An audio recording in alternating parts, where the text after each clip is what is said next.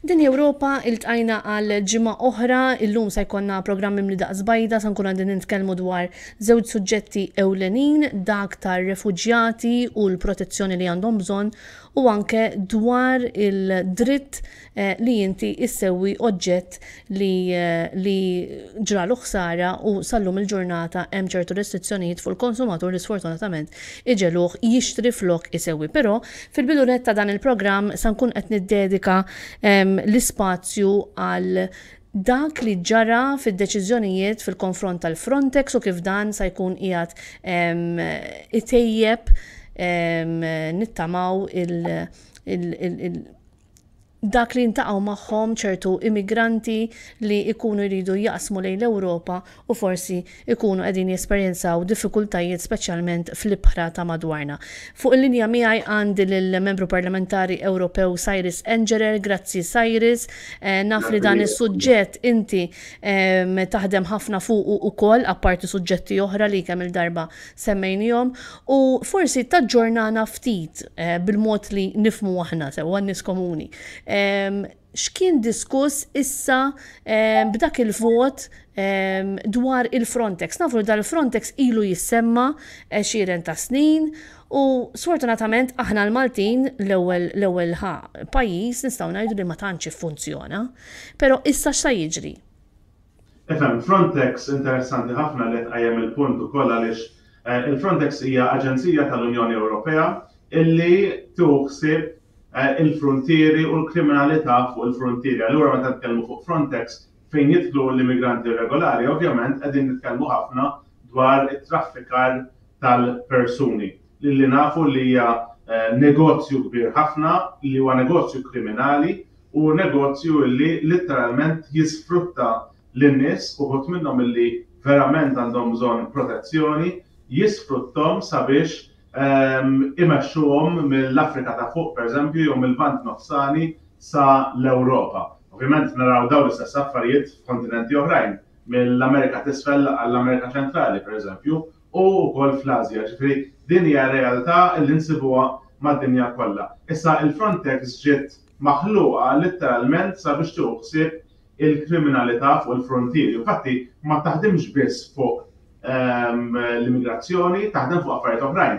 Infatti, forsi kemm ngħid 5 sekondi fuq kwistjoni waħda, din il-ġimgħa stess ġie mħabbar kif il-Frontex għadha kemm ikkonfiskat iktar minn 500 karozza fil-frontieri tal-Unjoni Ewropea illi ġew misruqa fl-Unjoni Ewropea. Karozzi li kienu sejrin pereżempju l-Albanija, il-Maċedonja ta' fuq, il-Bosnja u pajjiżi oħrajn. U Frontex irnexxiela dawn tiġborhom kollha ovvjament fil-ġrieda kontra l-kriminalità. Ġifieri nikkoreġi dak li għad, hemm oqsma li hija funzjonabbli ħafna fihom u forsi hemm oqsma oħrajn li huma inqas. Il-problema li jiena nara bil-Frontex bħalissa hija li Frontex ħafna drabi qed tagħmel affarijiet li jmorru kontra l-liġi. Ġifieri aħna rajna pereżempju kif il-data personali ta' immigranti irregolari il-Frontex użata b'mod li jmur kontra l-liġi Ewropea.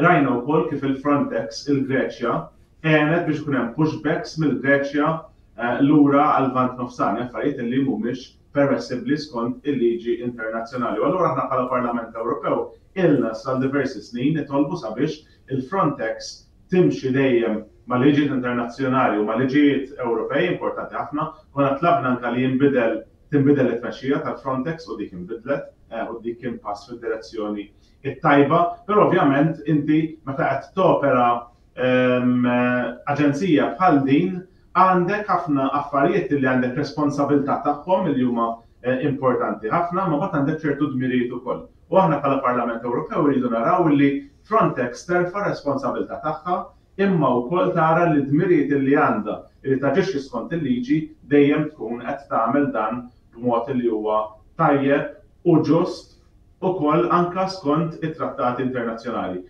Frontex taħdem ħafna mal-Europol, taħdem ħafna mal-Interpol għaliex ovvjament qegħdin hawnhekk nitkellmu fuq kriminalità, sew jekk dik tal-karozzi fejn għandek it-traffikar tal-karozzi misruqin, jew inkella it-traffikar tal-bnedmin li ovvjament hija realtà oħra, u ovvjament aħna bħala Parlament Ewropew qegħdin neżiġu ħafna li l-ewwel nett dawk in-nies li qegħdin jaħarbu l-persekuzzjoni, qegħdin jaħarbu l-gwerer, għandhom dritt li jkollhom refuġju f'pajjiż li jmorru fih u jitolbu refuġju għalih fid-dinja, inkluż fl-Ewropa. U hemmhekk irridu naraw li Frontex tieħu ħsieb dawn ir-realtajiet. Imbagħad għandek fl-istess ħin ir-realtà tal-ġlieda kontra min qed jittraffika. U hemmhekk ovvjament Frontex flimkien mal-Europol u mal-Interpol għadejn kontinwament b'ħidma sabiex naraw illi niġġieldu din it-tip ta' kriminalità. Mhijiex xi ħaġa faċli, qegħdin nitkellmu fuq operazzjonijiet li jkunu qegħdin isiru f'pajjiżi fejn xi kultant laqqas biss għandek istituzzjonijiet li qegħdin jiffunzjonaw. Nitkellmu pereżempju fuq il-Libja, nsemmi Libja għaliex aħna nafu l-Libja sew għaliex viċin tagħna ħafna. Il-Libja ilek għal diversi snin issa mingħajr gvernijiet u istituzzjonijiet li jiffunzjonaw. U allura huwa importanti ħafna illi naraw illi b'xi mod jew ieħor il-kriminalità f'dawn il-pajjiżi ma nħallux tiġri wkoll għaliex fl-aħħar mill-aħħar qed taffettwa lilna wkoll.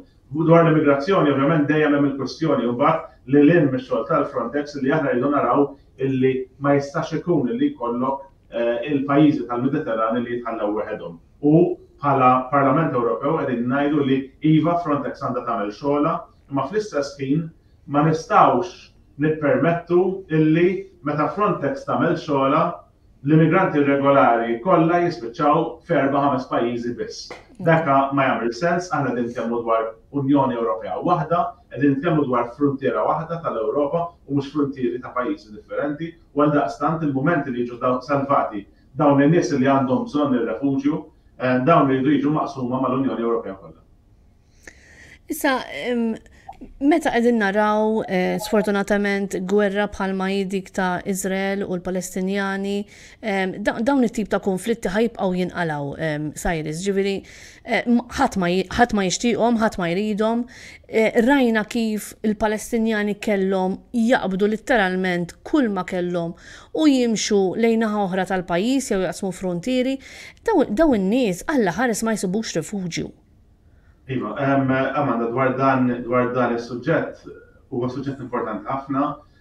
Kull mod ma nista' naqbel qatt mal-mod ta' kif l-Iżrael qed tuża l-forza u tispiċċa litteralment toqtol nies innoċenti ċivili li m'għandhomx jaqsmu mal-grupp terroristiku Hamas. Nifhem illi ovvjament trid tirritalja kontra Hamas wara dak li jagħmlu. Ekku għax l-attakk tagħhom.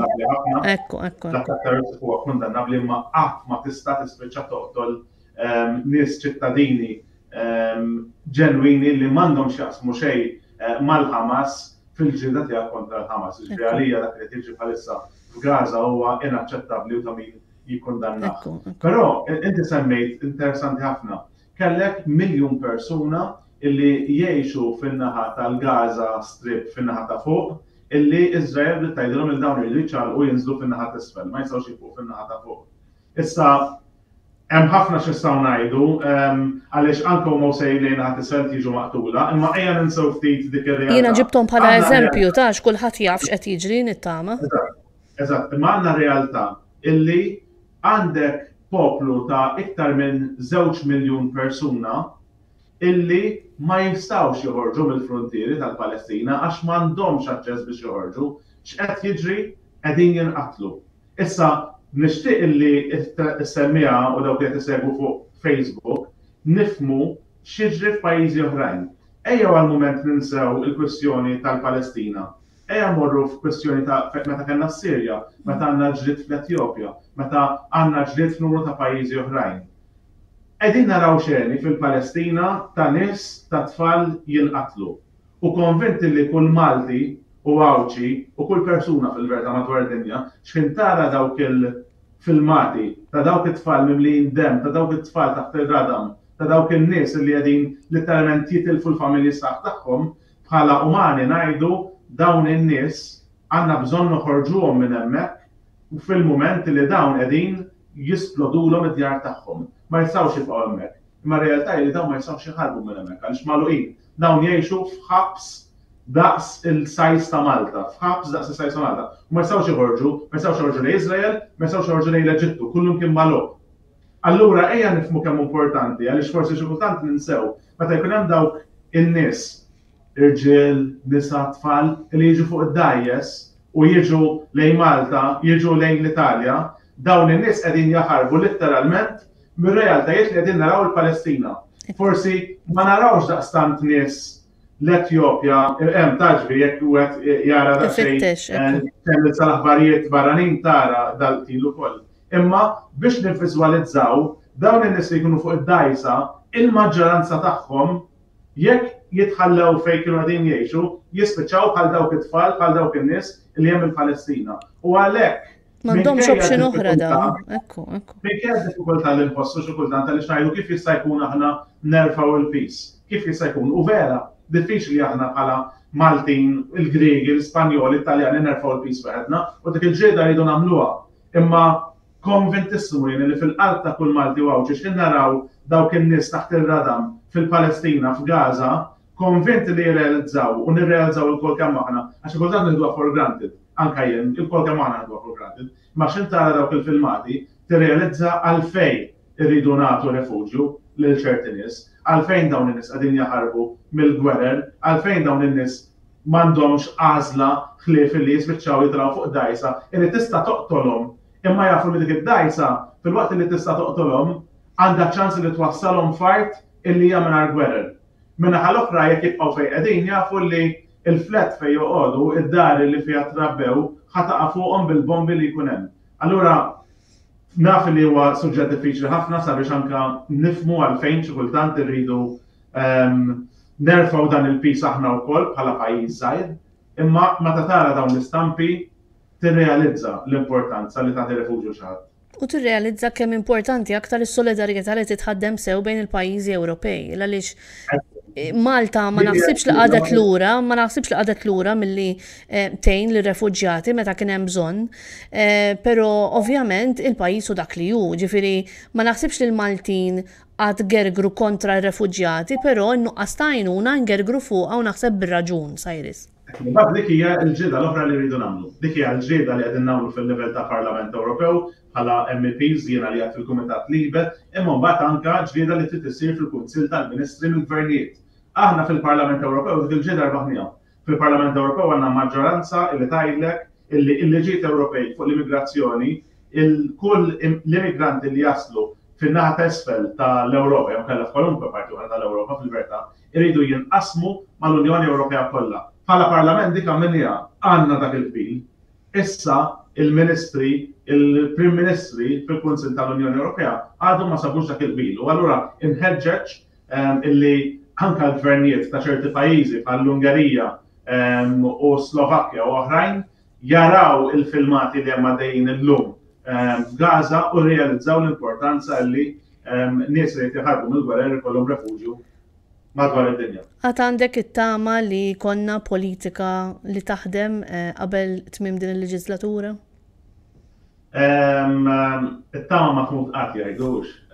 Ilna 8 snin nistennew, ilna bħala Parlament Ewropew lesti bil-pożizzjoni tagħna kważi għal 8 snin sħaħ.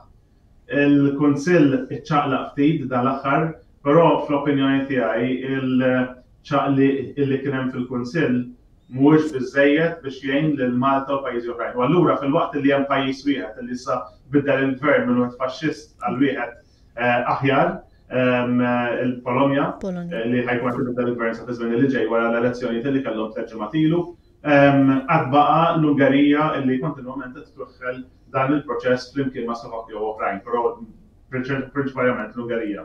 U allura sal-mument li ikollok gvern faxxist bħal ta' Orban illi iġib ruħu b'mod mhux ta' ġenwinità fin-negozjati tiegħu fil-Kunsill, ma nemmenx li nistgħu naqblu li nistgħu naslu għall-bit fil-Kunsill tal-Unjoni Ewropea illi ikun tajjeb għal pajjiżi bħal Malta u pajjiżi oħrajn.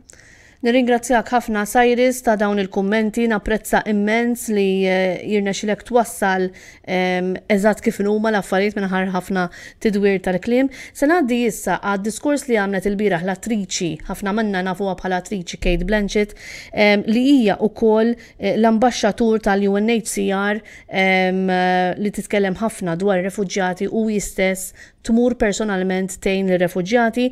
Ħanaraw x'qalet lill-Parlament Ewropew nibdew u nisimgħu ftit l-istejjer umani li rnexxielha tiltaqa' magħhom. Grazzi ħafna Cyrus, naraw ftit u nisimgħu dan id-diskors. Madam President, honourable members of the European Parliament, thank you for the opportunity of addressing the Parliament today at such a critical moment. It is a great, though somewhat daunting, privilege.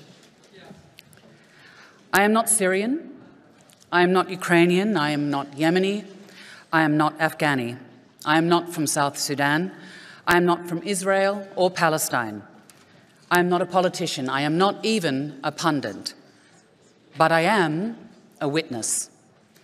And having witnessed the human cost of war, violence and persecution, visiting refugees from across the globe, I cannot look away.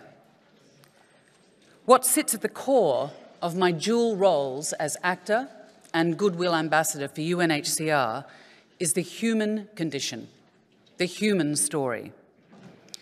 And over the past few weeks, we have all, in horror, been watching the continuing violence in Israel and Gaza. The conflict has claimed and is still claiming thousands of innocent lives. Earlier this week, UNHCR's High Commissioner called, together with several other humanitarian organisations, for an immediate humanitarian ceasefire and the immediate release of all civilians held hostage. Alas, while these events are understandably dominating the news, this is far from the only violence afflicting our world. And these are not the only innocent lives being lost.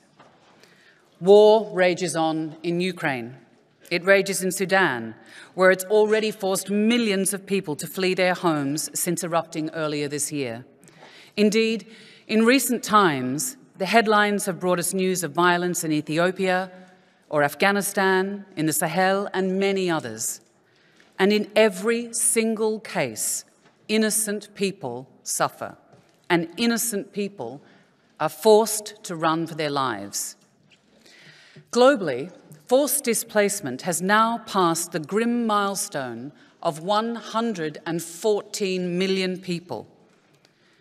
Many of those caught up in these maelstroms have made unbelievably dangerous journeys in search of a place of safety. On arrival, too many of them have found themselves unwanted, rejected, despised, even scapegoated. 114 million people. It's a number so huge that it is difficult to grasp. But grasp it we must, as we acknowledge the figures and the facts. Because the fact is, of those 114 million, 62.5 million are displaced internally within their own countries. And of the other 36.4 million who are forced to leave their countries, 69% of them remain in neighbouring countries, places that I have had the great privilege of visiting, such as Bangladesh, South Sudan, Jordan, Niger, and Lebanon. Why do people stay so close to these places? Because, just as we would if we were in their shoes, they want to return home, to their people, to their land, to their families. I urge each and every one of you here today to stand firm in challenging the dangerous myth peddled far too widely and stoking far too much fear and hostility that each and every refugee is headed here to Europe. It has been tempting for some in Europe to depict the challenge of refugees as a new one. The 1951 Refugee Convention, they say, is from another time.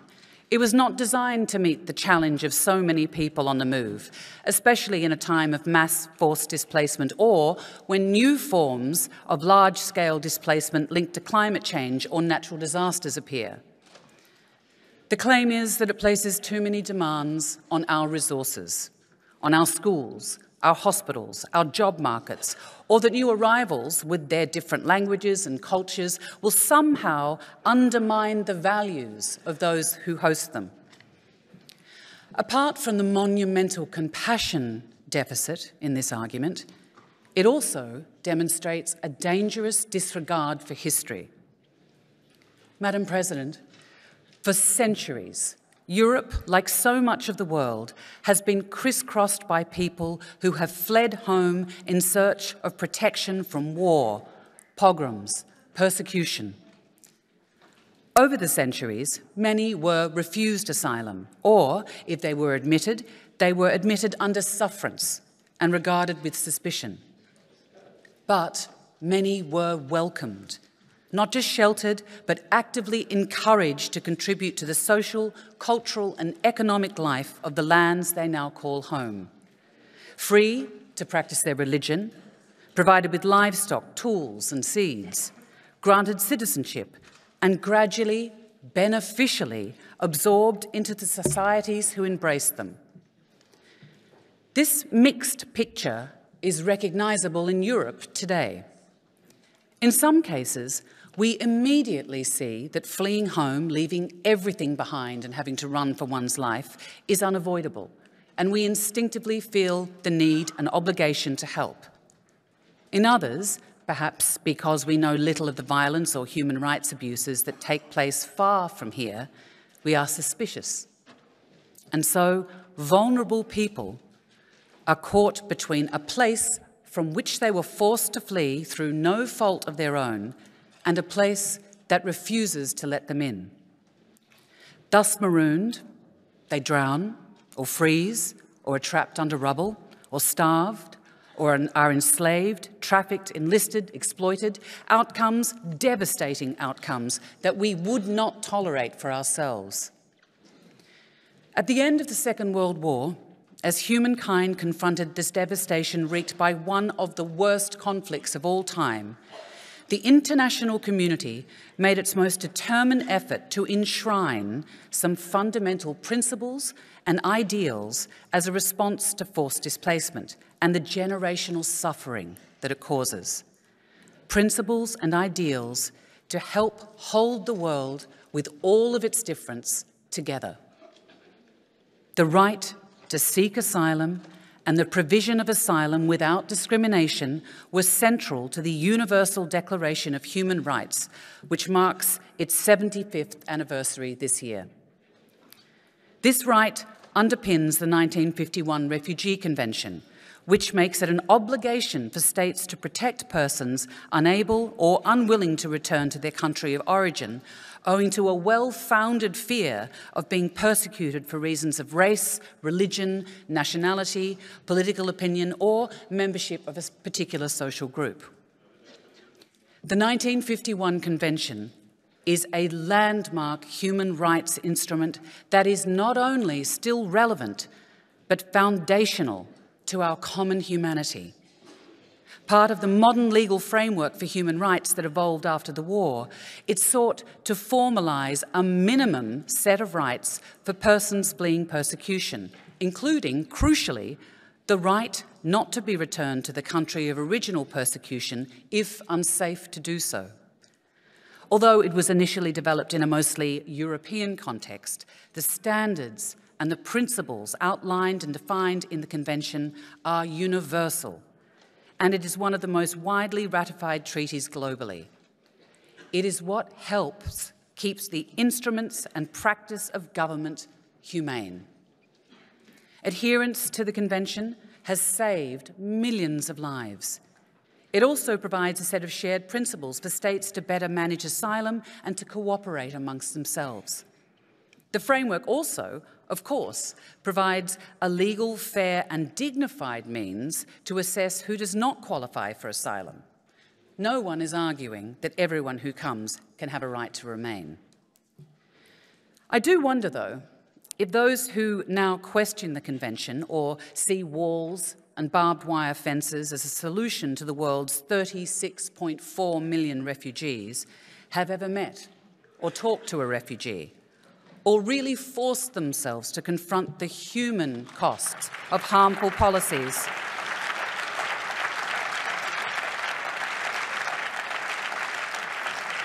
The human cost of the harmful policies such as externalisation. Now, as an Australian, I can tell you that we learnt the hard way.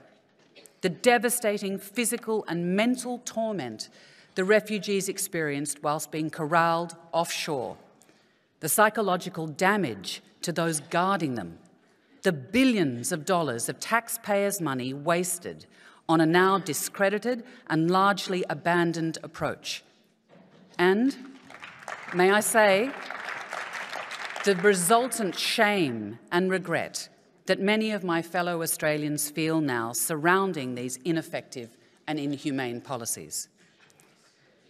Madam President, in my capacity as Goodwill Ambassador, I have had the enormous privilege of travelling to meet refugees in countries across the world. And there are so many humbling things that I have witnessed and learned from the people who have generously shared their stories with me. But here are just three. First, the refugees that I have met are in a state of shock. Shock at what they have seen and experienced, shock at finding themselves uprooted, shock at losing everything and having to start again from scratch. But this is not just about the most vulnerable. The women threatened not only by bombs and bullets, but by unimaginable, intolerable sexual abuse, and the children who have lost their futures as well as their homes. It is also about the young men who are so often demonized in the media, but who are visibly traumatized by the physical abuse and humiliation that they have endured.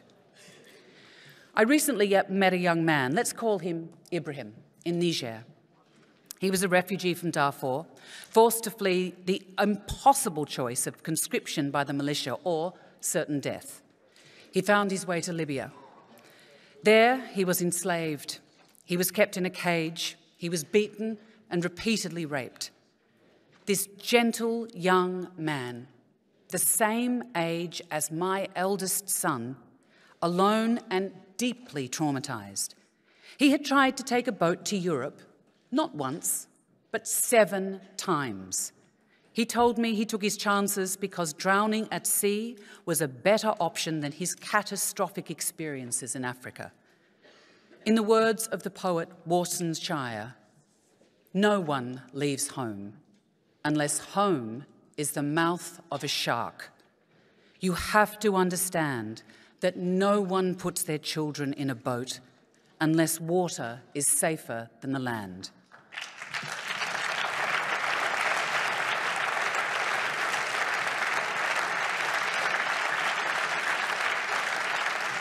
I think also of a Syrian refugee woman I met in Lebanon. Let's call her Miriam. A highly educated woman, she was an architect, and when she told me she was planning to take her 3 children on a boat to Europe, I was taken aback. Had she not heard about the tragic drownings that had happened only weeks before? Yes, she replied calmly, but she said, I have no choice. Here, my children cannot get the education they need. Here, I cannot make a living. Now, if I was that mother, what would I do? What would you do? If you could imagine, just for a moment, your own sons and daughters, your own children and grandchildren in the same situation, then perhaps you can understand that walls, barbed wire, pushbacks are no answer. Desperate and vulnerable people like Ibrahim and Miriam will keep trying to escape that mouth of the shark. 10 years ago, we were all appalled by the loss of the hundreds of lives when an overcrowded boat sank near the island of Lampedusa. And in the decades since, many more have perished in the same way. And in 10 years' time, people will still be drowning on our shores unless something changes. Complex situations require complex solutions. They require dialogue. They require collaboration, not sound bites or slogans. Finding sustainable solutions in countries of origin, transit, and destination is the only way.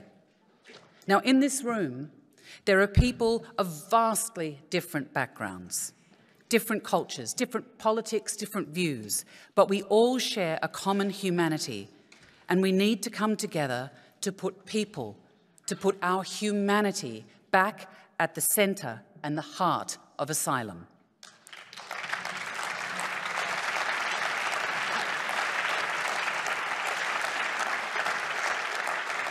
The second thing I have learned is that refugees have not fled home to take anyone's job or undermine anyone's culture. Even though they have fled terrible violence, they would much prefer to stay as close to home as possible.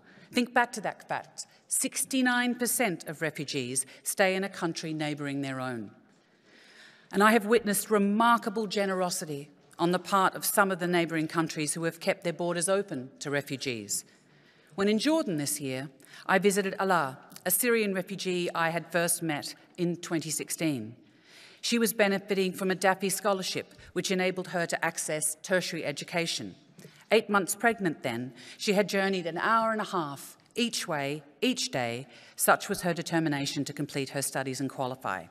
And 7 years since we met, here she was, teaching a primary school in Zatri refugee camp, helping to keep hope alive for the next generation of refugee children who may one day return home to Syria.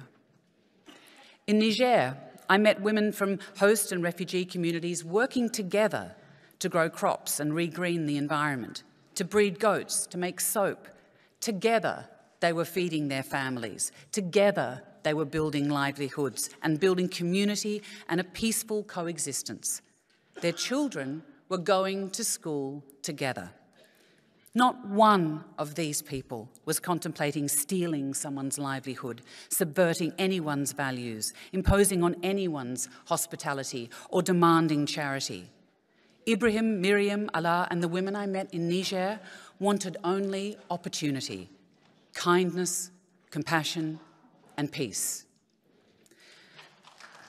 The third lesson I'd like to share has been a particularly tough one to take. I have seen the impact of humanitarian funding cuts on the ground, the terrible choice humanitarians have to make about who gets a blanket or access to water or whose food ration is cut when supplies run out.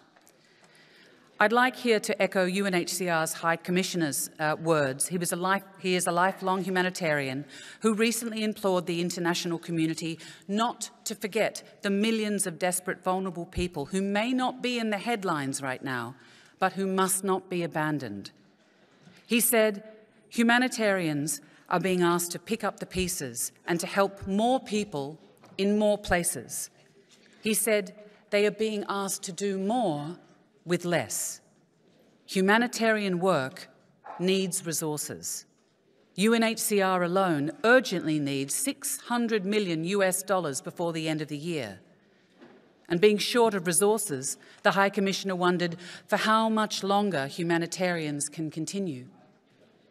Humanitarians are tough, he said, but humanitarians are near breaking point. And what will you be left with when they are forced to go? In South Sudan this July, I saw that devastating impact of insufficient funding as refugees and returnees poured out of Sudan. A lack of shelter, a lack of food or protection support for vulnerable women, standing in mud, barely enough water. I ask you, how can people stay? Madam President, I am not denying that this is complex, but this is the European Union.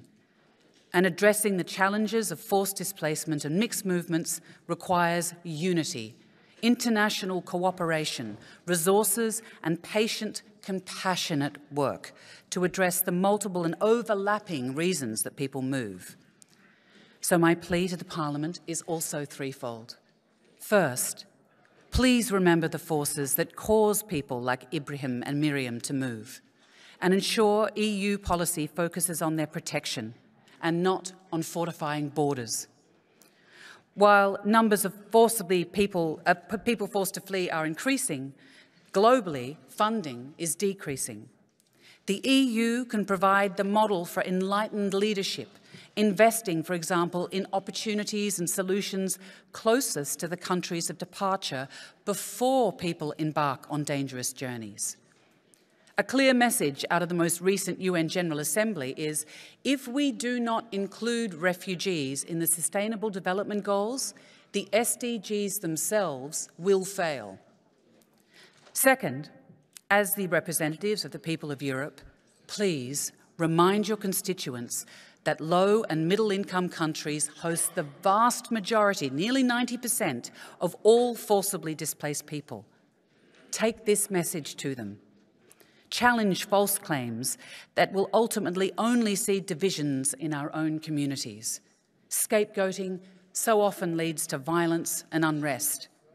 And where coordinated responses to mixed movements into Europe are required, explain the importance of safe, legal pathways and invest in more efficient systems to quickly, humanely and fairly determine who legitimately has a right to stay and who does not. Be robust in defence of the truth. Third, continue to build on the EU's proud tradition of humanitarian support, whilst also ensuring development funding goes to host communities and countries and refugees. Agencies like UNHCR are often the last resort for desperate people. With a number of forcibly displaced people at an all-time high, flexible humanitarian funding has never been more urgent. Invest in education and livelihoods to ensure families have opportunities where they are, so they don't need to move. No one will benefit from a generation of alienated and excluded young people. No one. Madam President, on behalf of UNHCR, may I thank the European Parliament for its progressive role in the European debate on asylum and protection. May I thank the Parliament, the EU, and those governments and organisations and individual citizens who have shown such compassionate leadership in the response to those forced to flee the war in Ukraine. This solidarity should not be limited to one group, but afforded to all. May I thank the EU for its long-standing financial support for refugees and their hosts globally, and urge continued and increased support. The world is watching. May the spirit and hospitality and compassion and the championing of human rights that Europe modelled after 1945 and at the birth of the Refugee Convention continue to provide an exemplar for years to come. Thank you very much. Emmek għadna kemm smajna il-diskors ta' Kate Blanchett li il-biraħ kienet qed tindirizza il-Parlament Ewropew, tkellmet ċaru tont dwar id-dbatijiet li qiegħda tara meta tiltaqa' ma' refuġjati u ħeġġet lill-membri parlamentari Ewropej biex jiffukaw aktar fuq l-umanità u kemm jista' jkun il-liġijiet li jkunu diskussi u l-voti li jingħadu dejjem iżommu quddiem għajnihom il-protezzjoni ta' dawn in-nies li kontra qalbhom ikollhom jitilqu lil djarhom. Aħna sa nqilbu ftit is-suġġett issa ħajnkun qegħdin nitkellmu dwar aktar suġġett li jolqot lilna direttament mhux għax ir-refuġjati lex kollha kemm aħna għandna responsabilità lejn ir-refuġjati, però ħankun qegħdin nitkellmu dwar dritt li għandna aħna bħala konsumaturi. U fuq linja magħna għandi bi pjaċir lil Elixa Ġussaliba, membru parlamentari Ewropew Malti, li kien minn ta' quddiem li qiegħed jaħdem fuq din il-direttiva ta' right to repair, id-dritt li issewwi oġġett. Insellimlek Elix, grazzi tal-qiegħed magħna. Insellimlek Amanda, grazzi tal-istedina bħas-soltu.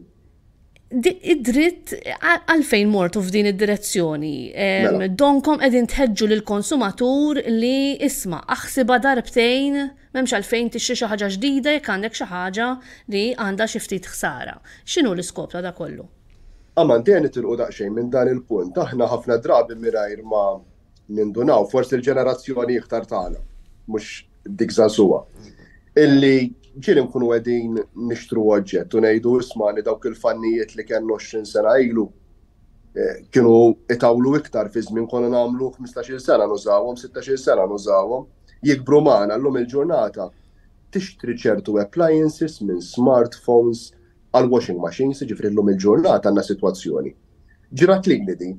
Ġifri meta kont ħadix il-washing machine tiegħi, meta mort tant tal-ħanut kien qalli jismani ħabib, qalli mhux aħjar għalli tixtri waħda għalli basic għalli li ma taqbis l-400 euro għalli għax di washing machine għandek 5 snin u tar minn hekk. Għallu wili li wkoll sewwa di. Ġifieri di xi ħaġa li tiġri ħafna semmejta Ekku. ma kienx tal-persuna biss. Verità, imma verità. huwa sew meta din f'sitwazzjoni illi għandna daqstant pressjoni l-ewwel nett fl-iskart li qegħdin noħolqu. Jiġifieri inti immaġina washing machine kull 5 snin tiktarmija u tixtri oħra. Tagħmel sens jiena niftakar l-ommi meta konna għadna żgħar kellna electrician, technician li dan kien jiġi u jsewwi. Iġib il-parts jew jsewwi l-washing machine. Kienet tagħmel 10 snin 15 sena washing machine u tużaħħa kuljum. Illum il-ġurnata jgħidulek ismani il-parts kważi jekk jitlaqlek id-dram tal-washing machine huwa kważi expensive daqs washing machine ġdida. U jgħidlek mhux available. U jgħidlek mhux available, Alex. Ġrat li personali U trid tmur bil-fors jekk xtrajta manditta partikolari għandak l-aġent għaliex daw l-independent ngħidulhom aħna persuni li jagħmlu s-services ta' daw it-tip ta' oġġetti, laqas ikollhom aċċess għall parts. U allura x'għamilna fuq bażi Ewropea? Fuq bażi Ewropea mbuttajna ħafna nimbuttaw kważi din-leġislatura sħiħa. Għaliex? Għax proposta jiena ngħid fuq bażi Ewropea torbot mal-oħra. Ġifieri kif ħdimna u llum għandna charger komuni u allura ħannaqsu ċertu skart elettroniku, ma kienx jagħmel sens imbagħad illi ma nittekiljawx problemi oħrajn illi għandna issa tgħidli hemm differenza kbira billi tarmi washing machine sħiħa u tarmi charger. U allura x'qegħdin ngħidu mela aħna taħt il-leġiżlazzjoni Ewropea l-unika tista' tgħid biċċa leġiżlazzjoni li kellna li tagħti ċertu protezzjoni lill-konsumatur meta jixtru l-prodotti kienet il-Sales of Goods Directive li hija direttiva li l-applikabbli numru ta' żmien li tagħti minimu ta' sentej meta tixtri ċertu prodotti b'garanzija Ewropea. Jiġifieri dik ħafna drabi nkunu qegħdin ngħidu aħna ngħidu ismani l-garanzija awtomatika tas-sentej kważi kemm itik ċavuta m'hemmx għalfejn qed jagħmellek il-garanzija u għandek sentejn marbut. Però wara dawk is-sentejn inti ma kellek l-ebda tip ta' protezzjoni fejn jidħol jekk xi ħaġa tmur ħażin. U allura x'għamilna x'inhu huwa dan ir-right to repair? L-ewwel nett bir-right to repair aħna qegħdin ngħidu illi għandu jkun hemm aċċess aktar fejn jidħlu l-spare parts. Jiġifieri li jkollok sitwazzjoni li l-spare parts jew ma jkunux aċċessibbli, jew inkella ikunu tant expensive illi ma jaqbillekx illi tirranġa l-oġġett. Dik fl-aħħar mill-aħħar qed timpedixxi lill-konsumaturi tagħna milli jirranġaw dak l-oġġett u jibqgħu jużaw għal żmien itwal. U allura qegħdin naraw li jkun hemm ċertu kontroll permezz ta' din il-leġiżlazzjoni fejn jidħlu prezzijiet, availability, illi inti mhux bil-fors trid tmur jekk xtrajt il-washing machine, l-smartphone tiegħek għaliex l-smartphone se jkunu inklużi wkoll fl-iskop, jekk xtrajt rota, speċjalment ir-roti elettriċi illi huma inklużi wkoll, jekk xtrajt hair dryer illi hija inkluża wkoll dawn l-appliances iż-żgħar. Inti tista' tmur għand persuna privata mhux bil-fors għand min xtrajt u jsewwilek. U ikollu l-availability ta' dawn il-parts. Barra minn hekk, għandna estensjoni ta' dawn is-sentejn. Mela qabel inti l-unika protezzjoni kienet sentejn wara li tixtri l-oġġett. Issa anka wara dawk is-sentejn, jekk trid tmur għand minn belek l-oġġett dan l-apparat elettroniku domestic appliance, inti bil-fors irid jara illi jagħtik l-spare parts sabiex fl-aħħar mill-aħħar u jirranġalek il-prodott anka wara dawk is-sentejn. Kif se tassiguraw din Alex għaliex ħanġiblek eżempju jiena ġrat li din sewa tmurlek id-dram tal-washing machine jgħidlek jien m'għandix hawnhekk sa din il-washing machine ikollha biss 4 snin. Jgħidlek irid inġiblek wieħed minn Spanja jiswilek 500 euro biex iġiblek dan id-dram. Inti m'għandekx garanzija li ħadd issewwa, m'għandekx garanzija meta ħajasal dan. Meta qed insemmu washing machine xi ħaġa li għandek bżonna kuljum, speċjalment meta jkollok it-tfal. Jiġifieri kif ħadd assiguraw li l-konsumatur jekk għandu dan id-dritt sa jinqeda bih f'ħin li jagħmel sens? Ara, għal daw il-prodotti, ġifieri aħna mhux qegħdin ngħidu issa nitilqu minn dan il-punt. Ġifieri dan għandna NX ta' prodotti fil-leġiżlazzjoni, fost dawn il-prodotti hemm washing machines, vacuum cleaners, smartphones, bicycles, roti, illi huma inklużi f'dan l-iskop. Ġifieri meta inti ħajkollok produttur, distributur, illi issa minn issa l-qudiem minn kif tidħol fis-seħħ din il-leġiżlazzjoni Jekk inti tbieħ washing machine partikolari, bil-fors inti marbut illi kollok l-spare parts sabiex fl-aħħar mill-aħħar jekk xi ħaġa tmur ħażin u bi prezz illi ikun raġonevoli, jekk il-prezz ma jkunx raġonevoli, speċjalment fl-ewwel sentejn, inti min belek dan l-oġġett irid jibdilulek għal wieħed ġdid. Jiġifieri jekk dan ħajmurar. Jekk inti ma jkollux dawn l-spare parts li ħajkunu available, da ħajkun marbut illi jrid itik oġġett ġdid. Allura prodott ġdid. Allura mhix ħadd tkun wertit fl-aħħar mill-aħħar għal dawn id-distributuri, għal dawn ir-retailers illi ma jżommux l-spare parts u ma joffrux dan ir-right to repair għaliex fl-aħħar mill-aħħar jekk ma jaslux li jagħmlu dan u l-prodotti tagħhom huma marbutin ma' din il-leġiżlazzjoni, ser ikollhom jagħtuk wieħed ġdid. U allura awtomatikament inti tajna din il-kultura illi kienet qiegħda tiswa lill-konsumaturi Ewropej fuq dawn il-prodotti biss. 12 biljun euro. Mhix ċajta ta' din. 12 biljun euro li mhix ċajta. Meta inti tiddeċiedi tajtina werti iktar nixxil ġdid għax ħajdum ma jaqdini u m'hawnx spare parts, għalhekk hemm konna titilfu flus bħala konsumaturi ta' mhux ċajta. 12 biljun euro. Allura issa ħajkollok l-ewwel nett aktar trasparenza fis-suq. Ġifieri hemm obbligi fuq l-istati membri wkoll li joffru permezz ta' dipartimenti partikolari lista ta' min jagħmel ċertu tiswijiet ta' dawn il-prodotti partikolari. Ġifieri b'mod trasparenti inti mhux bil-fors tmur għand minn belek imma tista' tmur għand persuna oħra. Xi ħaġa differenti wkoll li hija importanti li introduċejna. Aħna qabel kellna din il-mentalità, konna ngħidu ismani biex dawn is-sentej garanzija li tik l-Unjoni Ewropea fuq dawn il-prodotti jibqgħu validi, inti trid tmur bil-fors għand min xtrajt l-oġġett, jekk imissulek xi ħadd ieħor li kapaċi jħoddok ħafna inqas, titlef il-garanzija. Dik spiċċat.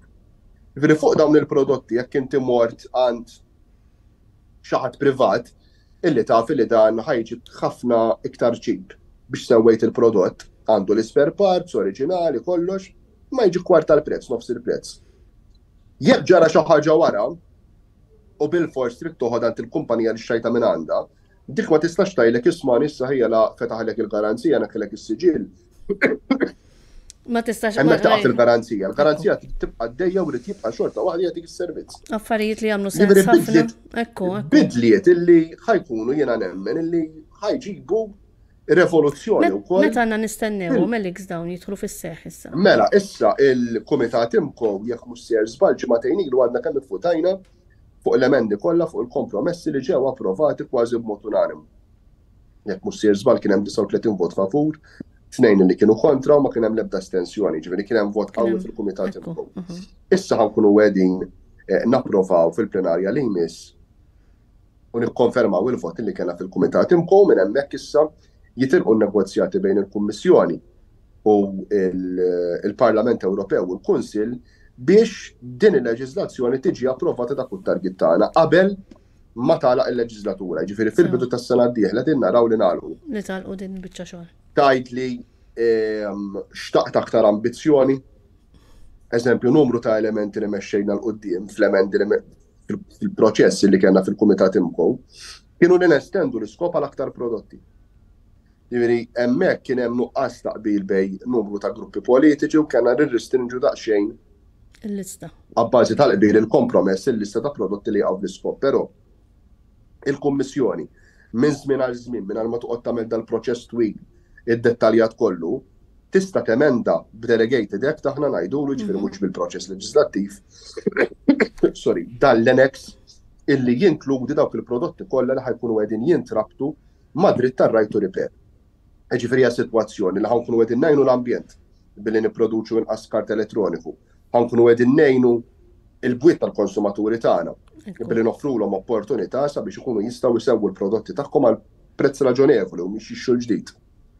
Allura nemmen li fl-aħħar mill-aħħar hija biċċa leġiżlazzjoni li b'mod tanġibbli ser tkun qiegħda tajn liċ-ċittadini lill-konsumaturi Ewropej biex jibqalhom aktar flus fil-but u biex jissalvagwardjaw is-sostenibilità ambjentali. Żgur kien hemm bżonna din, għaliex kulħadd, kull wieħed waħda minnha min qed jisegwina jaf li ħajltaqa' magħhom dawn l-affarijiet u xi kultant ikollok oġġett għadu kważi ġdid fjamant li jkollok tarmih. U mhux kwistjoni ta' flus biss, tiġi tgħid tara naqra x'ħasra investejt tajjeb infaqt kważi 1000 euro washing machine biex imbagħad kelli narmija. Ġifieri jagħmel ħafna sens dan li qed inti proponu u grazzi tal-li wettaqtu dawn id-diskussjonijiet u eventwalment narawhom jiġu fis-seħħ. Jiena Alex ħajkoll intemm din l-intervista hawnhekk, però nwedek li l-ġimgħa d-dieħla ħanerġgħu niltaqgħu suġġett interessantissimu li naf li inti hija tal-qalbek ħafna fuq l-addiction li qed tinħoloq online li inti ma tgħaddix mingħajr ma tiskrolja Facebook, mingħajr ma tiskrolja news portal.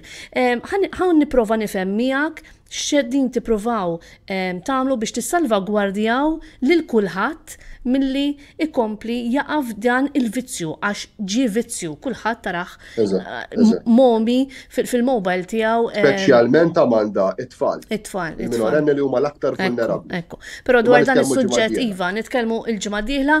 Grazzi ħafna Alex Aġusa Liba, grazzi ħafna lilkom li segwejtu dan il-programm Dinja Ewropa. Aħna nerġgħu nkunu flimkien il-ġimgħa d-dieħla għal programm ieħor li inwedkom serġa' jkun interessanti bħalma kien dan. Grazzi ħafna u l-ġurnata tajba.